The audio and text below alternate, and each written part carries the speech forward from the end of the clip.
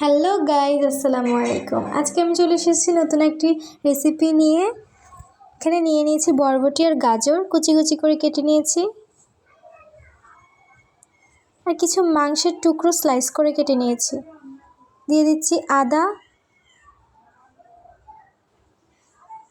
আদা বাটা, জিরে বাটা,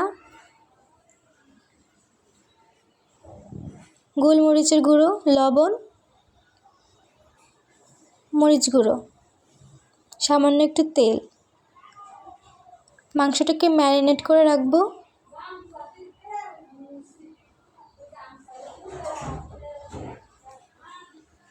ভালোভাবে মিশিয়ে নিচ্ছি। এখানে নিয়ে নিয়েছি পাউরুটি আর সিদ্ধ করা আলু। একটা ফ্রাই প্যানে তেল বসিয়ে গরম করে নিচ্ছি, আর আগে থেকে ম্যারিনেট করা মাংসটাকে ভেজে নেব।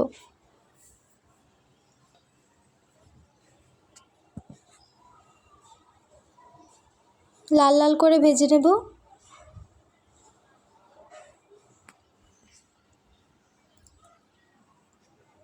দিয়ে দিচ্ছি পেঁয়াজ মরিচ আগে থেকে কুচি করা।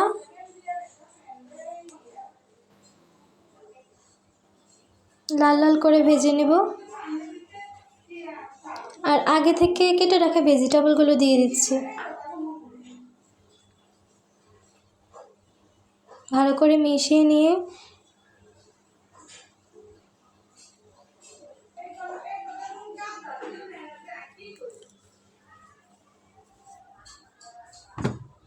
দিয়ে দিচ্ছি সামান্য পরিমাণ মতো লবণ।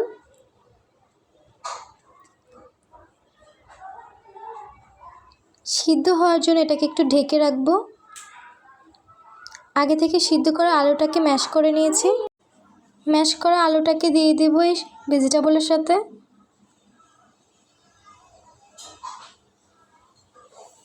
দেখতে পাচ্ছেন কি সুন্দর হয়েছে।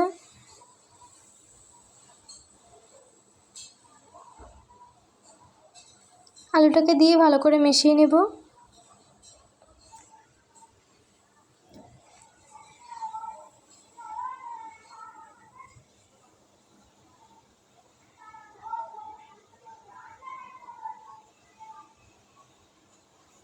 মেশানো হয়ে গিয়েছে আমার। এখন আমি এটাকে প্লেটে তুলে নেব। আগে থেকে তৈরি করে রাখা পাউরুটিটা আমি দিয়ে দিচ্ছি। রুটিটার সঙ্গে ভালো করে মিশিয়ে নেব।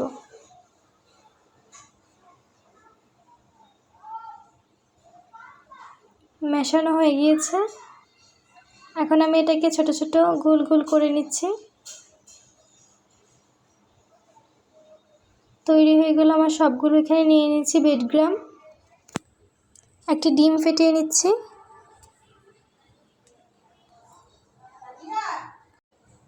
ডিমটি ভালো করে ফেটিয়ে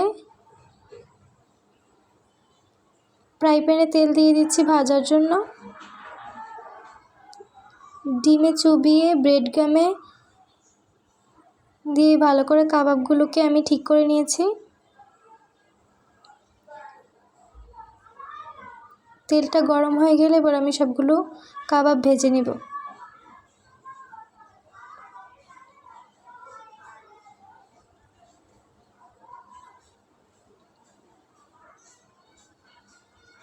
ডিমে চুবিয়ে আর তারপর তেলে দিতে হবে, নয়তো ব্রেডক্রামগুলো ছড়িয়ে যাবে।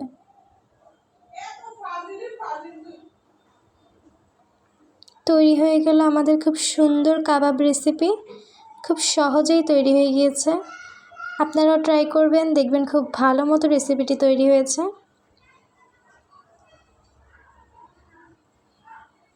দেখতেই পাচ্ছেন কি সুন্দর হয়েছে।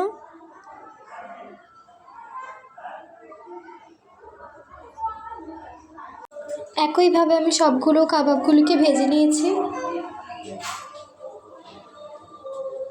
পারফেক্টভাবে হয়েছে। এখন আমি প্লেটে সার্ভ করব।